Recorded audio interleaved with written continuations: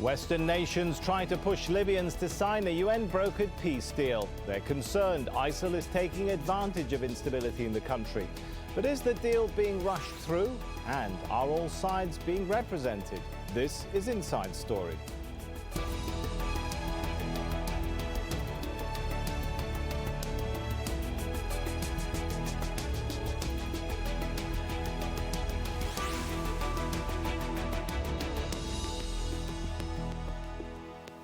Hello and welcome to the show. I'm Sami Zaidan. The US, Italy and their allies are trying to press rival Libyan factions into signing a UN-brokered peace deal. The rival groups have been vying for control of the country since August. That's leaving a vacuum to be filled by an increasingly powerful local branch of ISIL. Western powers are extremely worried, with some suggesting ISIL will need to be fought in Libya just as it's being fought in Iraq and Syria. Well, the problem is that not everyone is on board with the deal. You see, some warn that pushing it through could strengthen resistance among Libyans. Under the plan, though, Libya would be governed by a 9-member presidential council comprising a prime minister, 5 deputy premiers and 3 senior ministers, made up, of course, of members of both rival factions. The two sides are set to meet on Wednesday to sign the agreement, but there have been splits between the people representing the factions in Rome and the armed groups operating on the ground in Libya. Lots to discuss. Let's bring in our guest then. In Rome, Claudia Gauzzini, senior Libya analyst at the International Crisis Group. In Tunis, Yusuf Sharif, political analyst specializing in North Africa. And in Malta on Skype, Libyan journalist and political commentator Hiba Shibani. Welcome to you all. If I could start with Claudia. The crisis in Libya, as we all know, has been burning for a while now, hasn't it? Why has the West suddenly regained its appetite for diplomatic intervention now, do you think? Well, you know that the UN-led process has been going on for more than a year. And up until October, it seemed that it was successful. But what happened in October is that the UN Secretary General Special Representative Bernardino Leon announced the lineup for a cabinet. And this unleashed all sorts of negative reactions in Libya. So it seems that, past October, come into November, the international community has realized that either it goes forward quickly with what it has, with the few Libyan constituencies that are still on board with this UN drafted agreement, or otherwise it'll lose them as well. All right, so go forwards or go backwards. Yusuf, was it just a matter of realizing that this is a moment where you go forwards or lose everything, or are other things perhaps playing in the backs of minds of some of those European politicians talking increasingly about Libya, fears of ISIL, fears of the wave of refugees coming from Libya getting even stronger? Exactly. It's war is, I can't remember the quote, but it's Clausewitz, war is politics by other means, or when you don't have politics anymore, you have war. So it seems that the next step is a military intervention. And now the international community is trying all possible means to do something political before we go to a military intervention. Because you rightly said it, ISIS now is on the shores of Europe. It's facing Europe from Sirte, and we had several news coming out of Sirte and even leaks to well-known and influential newspapers and media outlets saying that Sirte is becoming the new Raqqa or the new Mosul on the Mediterranean. We have news of ISIS spreading in Libya, and that's creating a high level of psychosis in the region, be it in nearby Tunisia and Algeria and Egypt, or in Europe. And also because the risk of more and more refugees fleeing from Libya or taking Libya as a point of departure towards Europe. So that's scaring the international community, scaring mainly the Europeans and their allies. And it seems that the military intervention is not very far away. So now they are hastening a deal. They are trying to find a deal as soon as possible, but they know it's not possible. And so that will lead the way towards a military intervention. All right, so they're hastening a deal, trying to put a deal together, Hiba. Have they done enough groundwork inside Libya to make sure enough of the country is behind this deal that the UN is trying to get the parties on board with? Well, the thing is, Libya is very, very divided at the moment, and it's almost impossible to do enough groundwork, as you put it. What I believe the international community reached a point when they thought this deal, they either push all the way through and get it signed, or it's never going to happen, especially after the Lyon, the Lyon issues story with EU, with the Emirates offering him a job and all. That pretty much destabilize the whole faith in the UN process to begin with in the minds of the Libyan people.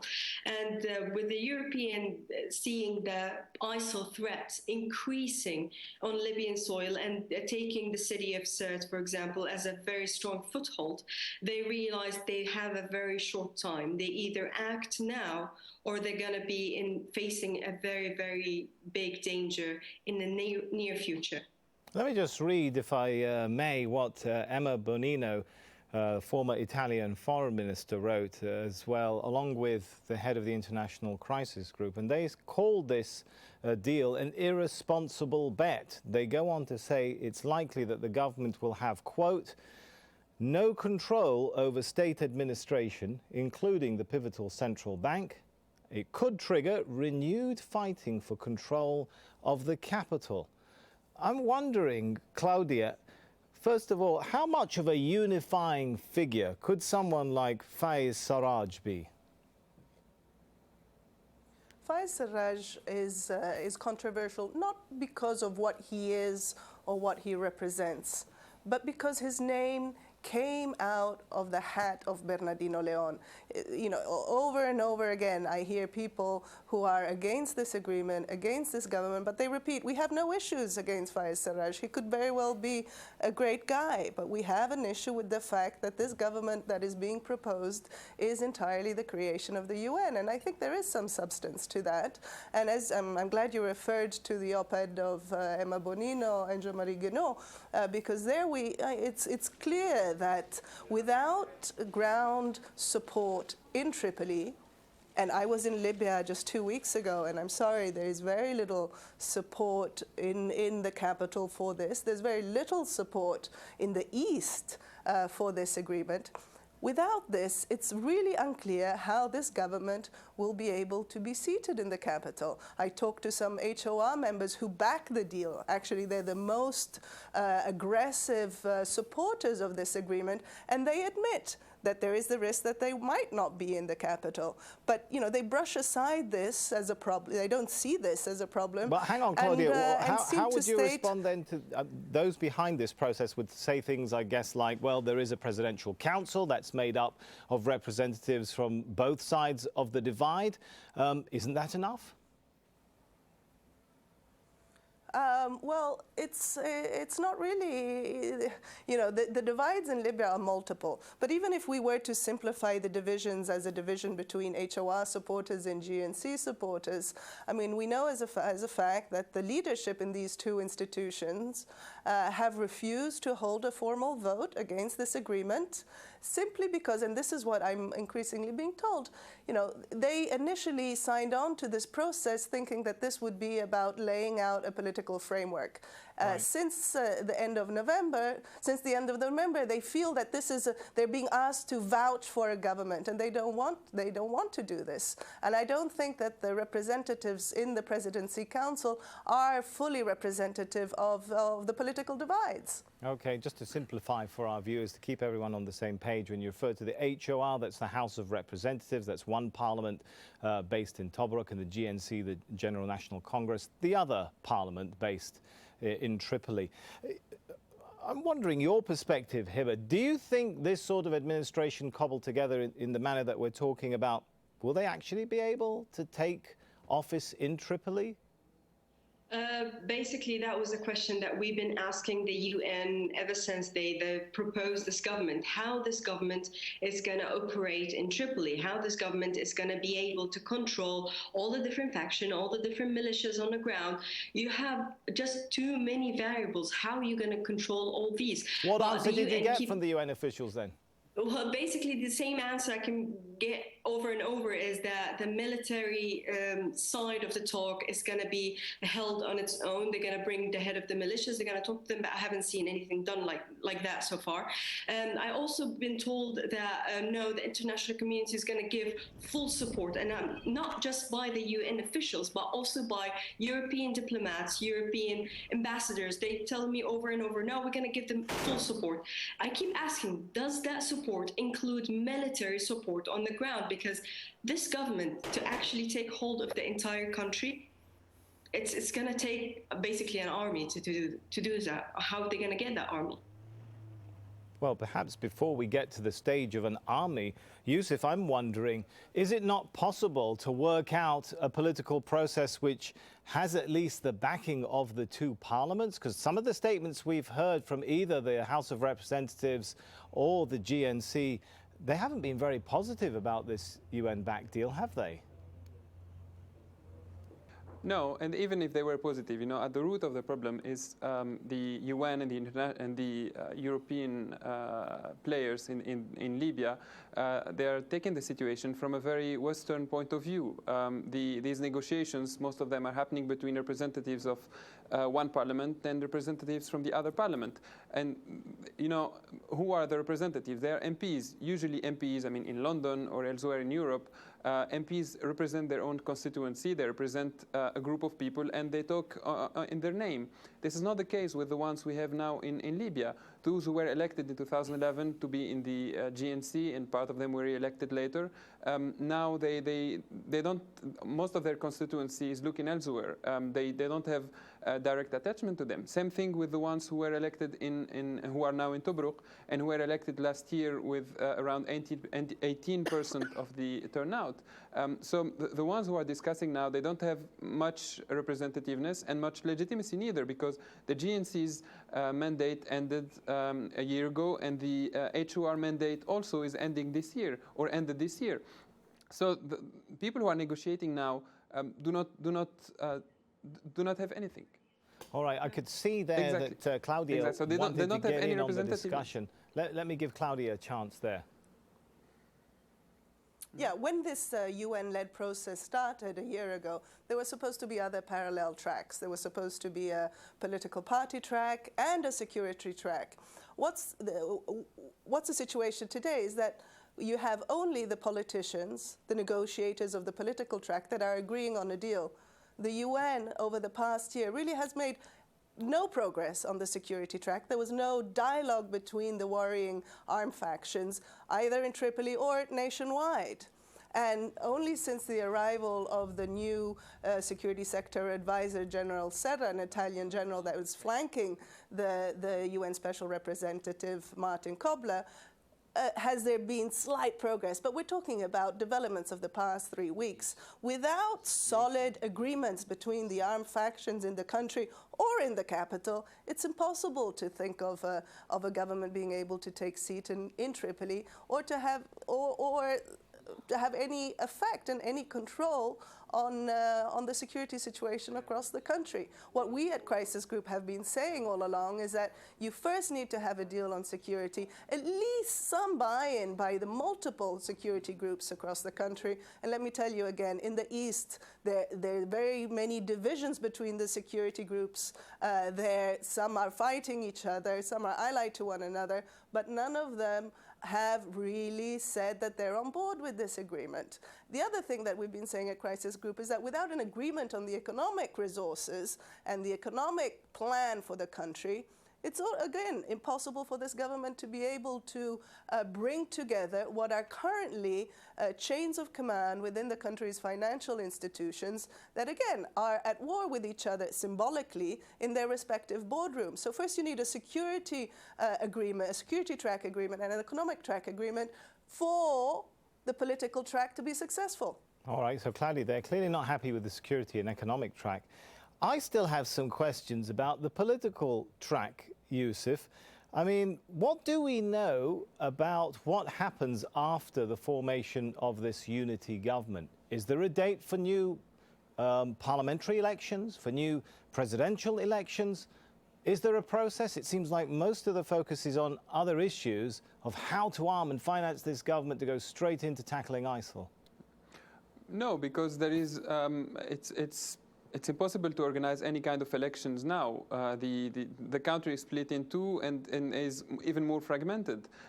So this unity government that is supposed to take place, but it will be, even if it's accepted, it will be most probably a government in exile, will be perhaps setting a calendar for elections, but that will that's not possible to implement. Even those who are willing to accept it, they say that they will sign something on this week on but then, hang December on, 16th. Yusuf, if the feeling is that this is it's way too early to put the political process together, isn't it then perhaps a little too early to talk about funding, financing, arming this government to go into full-scale confrontation? Exactly, it's too early. And this government will not have any means to work actually. Well, ISIL's presence, since we're talking about it, their presence in Libya has strengthened over the past year. This is its latest conquest. There we go, the Roman ruins at Sabratha, less than 100 kilometers west of Tripoli. The cultural site is now at risk of being destroyed. With Sabratha, ISIL now controls territory on either side of Tripoli. Its main stronghold in Libya is in the eastern city of Sirte. The United Nations says the armed group has about 2,000 to 3,000 fighters in Libya, and they're known to receive support from the group's base in Iraq and Syria. Hiba, we talk about Libya, we should also keep in mind it's not just a question, of course, of what Libyans want and of what Western powers want. There are plenty of Arab and regional powers which are involved in the Libyan conflict. Are they all on board wholeheartedly with the attempt to bring peace? Well, I believe that's the point of the Rome meeting today, is pretty much to get all the international player and the regional player on board to all together form this pressure on the different Libyan parties to sign this agreement by the 16th. I do not really think that all of the international players will be convinced and will stop funding and supporting different factions and different militias in Libya. Claudia, do you share that concern? I mean, given what we've either read in those leaked emails, United Arab Emirates emails, which indicated or purported to show that some UAE officials were talking about how they were circumventing the UN process by continuing to arm certain sides in the conflict, or whether it's looking at what some analysts have said, that Turkey wasn't very well represented in the Rome meeting. I mean, some of those things, does that make you have second thoughts about how much regional powers are really on board with this? Well, regional powers were represented in this Rome meeting. Turkey was also there. They just issued a joint statement stating that they are behind this UN agreement and promise full support to this government. My understanding is that in conversations prior to this meeting, only Qatar openly was against going forward with this agreement, but if it's signed on to the final communique of this meeting, then it means that it is on board. I think the problem here is something else. The international community and the backers of this agreement are going forward with it, thinking that only with a new government can they really start implementing a counterterrorism strategy and start containing IS expansion. There's very little we actually know on IS in Libya, but there's one thing that is clear, is that it thrives on fragmentation and infighting. So the more the war goes on between different political factions and their armed groups in Libya, the greater the risks that IS will be able to find either more sort of safe havens and islands across the country. There's a risk that by implementing this deal now, we are actually enabling rival factions in Libya to continue to fight. And I think that means that the international community will have greater trouble in containing IS because of this. Yusuf, what is the reality of IS's presence in Libya? And can you give us perhaps an understanding of the relative strength of all the armed factions there? Are they as powerful as they're made out to be in Libya right now? they're not as strong as they are in Syria and Iraq. There is somewhat an exaggeration of their threat today, but tomorrow it can be different. And just like what Claudia was saying, the fragmentation of Libya today is opening the floor for groups, be it ISIL or other extreme terrorist groups or other gangs and mafias to emerge and take a foothold in Libya. However, they are clearly, ISIL is clearly strong in Sirte, where they are controlling the city for more than 6 months now. No one was able to take them from there. They are trying to control Sabratha. It's not a full control of the city. I mean, Sabratha is not becoming what Mosul became in Iraq.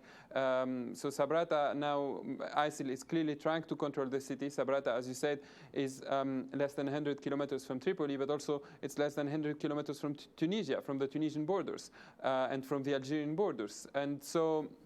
And it's not far from the Algerian borders. So if ISIL now is controlling a second city in Libya, which can happen in the upcoming weeks, then obviously they are growing stronger. And if you add to them the other groups that are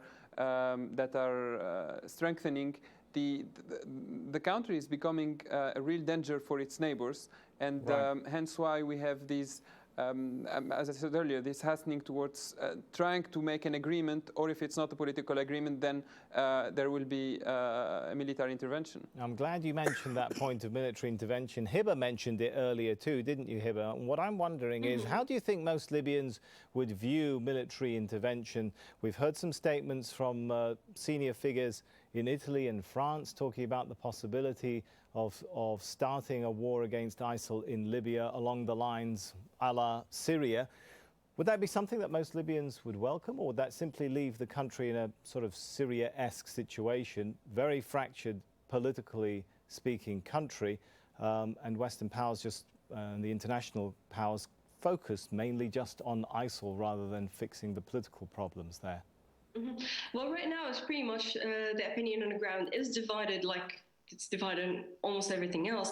The people, you do have the majority thinking no, a full military intervention like the one in Syria will leave the country in complete ruins and defeat any chances of political resolution or reaching any kind of agreement between all the parties, and will actually feud the militia fighting and the ISIL recruitment, because basically ISIL will be saying, like, listen, we are fighting for you against the Westerners, and that could actually be a very strong motivation for a lot of young people in there.